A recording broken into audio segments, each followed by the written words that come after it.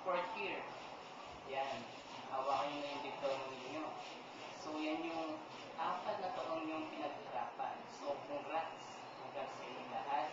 Then, sa 40, magpapasalamat ako sa inyo at nag-enjoy ako sa section ninyo. Una-una, masaya kayong kasama. Kahit na magugulo, maiingay, ay nakipag-cooperate naman kayo. Then, sa 4B, alam ko na kahit na ako hindi naging advisor ninyo, ay sadyang napalapit ako sa section ninyo. Kaya nagpapasalamat ako. So sa inyo, congrats din dahil alam ko kung gaano yung paghihirap ninyo. Halos yung iba, kamuntik na mahulog, sabit-sabit na. Pero sa pagsumikap ay ito, graduate na din. Okay, so sa inyo, alam ko sa paglabas ninyo dito sa eskwelahan, may mga bagong yugto ng buhay kayong kakaharapin.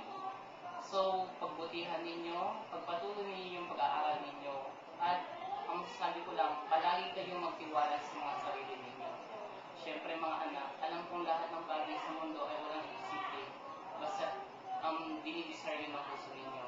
Good luck sa inyo. At maraming salamat dahil napalapit ako sa puso ninyo at natutuwa ako na kayo ay gagraduate na.